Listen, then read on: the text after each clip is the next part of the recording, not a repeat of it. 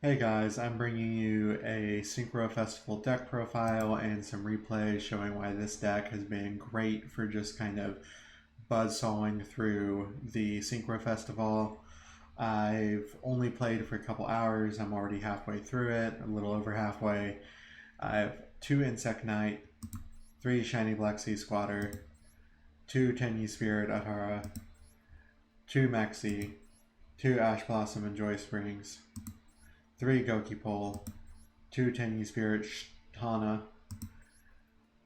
2 Tenyi Spirit Nahata, 1 Kamungus the Sticky Strings Kaiju, 3 Tenyi Spirit Vishuda, 2 Tenyi Spirit Ashuna, 1 Regeki, 1 Harpy Feather Duster, 1 Foolish Burial, 1 Terraforming, 1 Unexpected Die, 2 Painful Decision, 2 Vessel for the Dragon Cycle, 3 Giant Ballpark, 1 Solemn Judgment, 1 Solemn Warning, 2 Solemn Strike.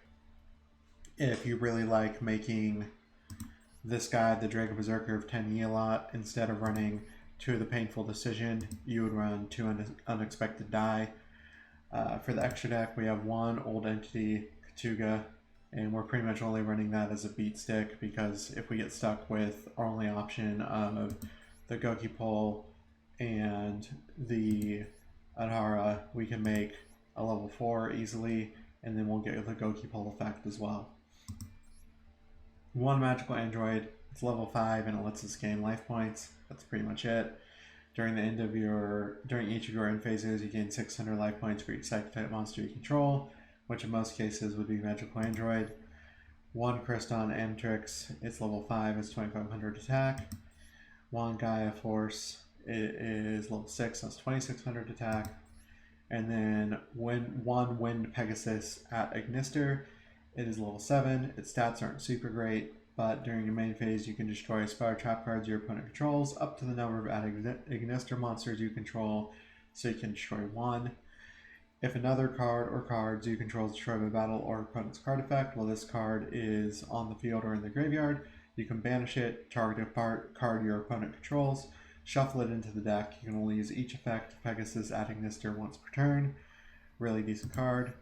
2 Colossal Fighter, gains 100 attack for each warrior monster in the graveyard. When this card is destroyed by battle and sent to the graveyard, you can target a warrior monster in either graveyard, special summon that target. I like Colossal Fighter because if my opponent's just playing a beat stick deck and they don't really have a lot of monster destruction, you can special summon Colossal Fighter with his own effect. So they beat over Colossal Fighter, you special him in defense mode, they beat over him, special him in defense mode, just endless stream of defense mode Colossal Fighter. 2 Angel Azera, gains 100 attack for each of your opponent's banished cards. During the standby phase, next turn after this card is banished, special summon this banished card. You can only use each effect of Angel Azera once per turn. So, it's not too bad. I just like that it's 28. Dragon Berserker of the 10E, this is the one I've been using the most next to Mistworm in the replays. When your opponent activates a monster effect, quick effect, you can banish it. If this attacking card destroys an effect monster by battle and sends it to the graveyard, it gains attack equal to the destroyed monster's original attack. Also can make a second attack on a monster during the battle phase. You can only use each effect of Draco Berserker of the 10E once per turn. Next we have Mistworm. If this card is synchro summon, target up to 3 cards your opponent controls, return those targets to the hand. And next we have Leo, Keeper of the Sacred Tree. You actually can make like numbers like 10 or 11, sometimes even 12 in this deck, so there are open spaces in my extra deck. That's because I haven't really been using my extra deck that often, and you could actually put in things like Star Eater if you wanted, or Stardust Dragon, pretty much whatever you really feel like doing. Most of the time I just go into Mistworm and blow away the field because I have a lot of field destruction and a lot of field presence with this deck. And back to Leo real quick, your opponent can't target this card except during your main phase 2. The fact that it has 3100 attack and can't be targeted except during main phase 2, pretty useful. So real quick, I am going to go back to the replays. I'm actually going to explain some of the replay mechanics for the deck. You can see I just have a lot of replays here. It was pretty easy to get wins with this deck, honestly. The fact that everybody else is focusing on synchro summoning and you're focused on board control make it just a really easy time for you. So I opened a bad hand, but it's going to become a good hand. We send the Goki Pole. They're going to ash it. We say, oh well. We're going to go ahead and set. They also do the setting. That's fine. They're going to max C to my one special summon. That's fine. They can have it. We found out they're playing some weird like Unchained deck. We're having none of it. We get rebooted. So we pay our life for nothing. They still get the effect. We set a warning. My opponent summons some monster. Don't really care what it is. Dragon has, or the worm, the 10E water one has 2000 defense, so safe bet. My opponent's just doing stuff. I don't really know what Unchains do. I've never had a problem with them, and I know I've read them before, or if I'm like playing Subterrors and I need to know what to negate, I'll read them, but in this case we don't really care. We're just going to drop the Regeki.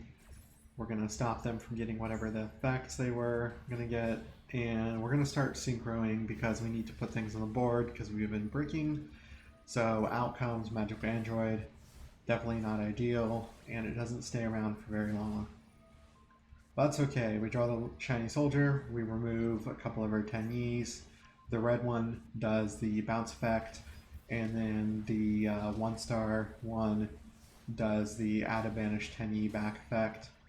So now my opponent's just going to stall by setting stuff with chunky defense. It's a pretty low interaction game. I messed up and turned Squatter to defense. Don't know why, but whatever.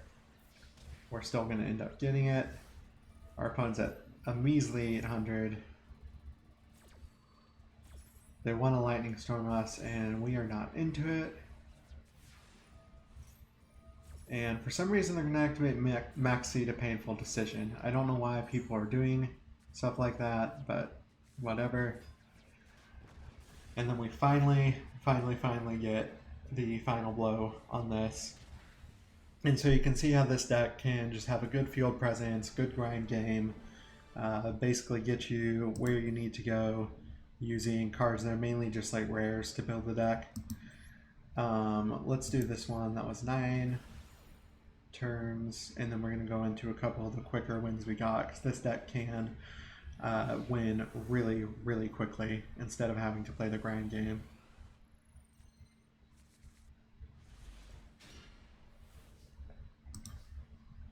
So right away we're going to special summon, we're going to set, we just wanted a wall up here, and we're playing against Emancipator. So of course I'm already like, oh geez, what am I going to do? Well, that's fine. We get places.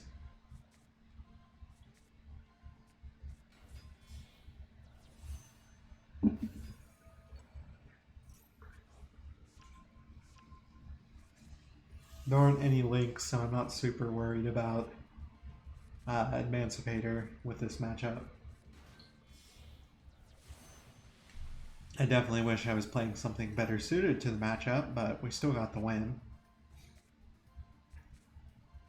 Now, I feel like I'm just watching a very slow slideshow with the Emancipator cards because everything just resolves so slowly and there's so much excavation. But we pretty much had it with our opponent. Fun fact, the blue 10E effect to bring back the cockroach actually gets around Stardust, I believe. We're going to get rid of that because it would stop our effects. We're going to Goki Pole. Oh no, it's Goki Pole that gets around it. And we juice the special summon, and then we do the destruction. And now we're going to beat up our opponent. Oh. Please just stop.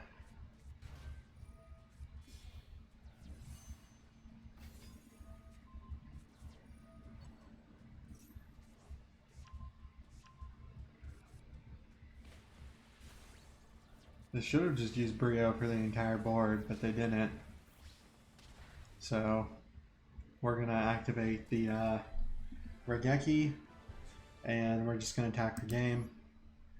So that deck, also pretty easy. I'm gonna show you this win that I got in 4 turns. It's pretty quick, because once again, this deck can easily flood the field using triple shiny Black Sea. If you're interested for how this deck kind of works and functions better, check out my 10E deck profile on the channel. I explain how everything works off everything else. The basic gist of it is that the Shiny Black Sea is a normal monster, so you can use 10Es with it for like the 10E protection effects and stuff. And the Goki Pole that goes to the graveyard from either just being ran over or from Giant Ballpark lets you add a Shiny Black Sea to hand. And then with Goki Pole's effect, if you add a insect monster that's normal to the hand with it, you can special summon it and you can destroy a monster that has equal or higher attack than it. So it's a free non-targeting destruction. And the other thing Giant Ballpark does, if you send a normal monster, you can special summon as many copies of it as you can from your hand, deck, or grave. So you can send Shiny Black Sea and you can instantly get just free monsters on the field. I was wondering what my opponent was doing here, and the owner seal was questionable, but it happened. Doesn't matter, because the blue one's going to bring back the Shiny Black Sea, and I'm going to destroy my opponent's monster. They're going to do all kinds of kooky stuff. I don't want the Kyoto Waterfront to go through.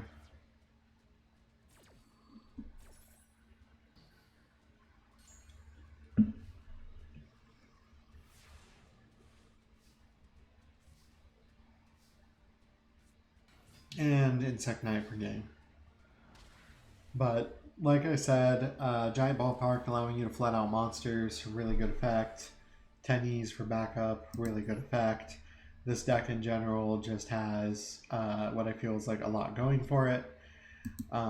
If you guys like this video, let me know down below. If you have a deck profile you want me to do in the future, let me know down below in the comments. And as always, this video, where's my sponsor? This video is sponsored by W Energy.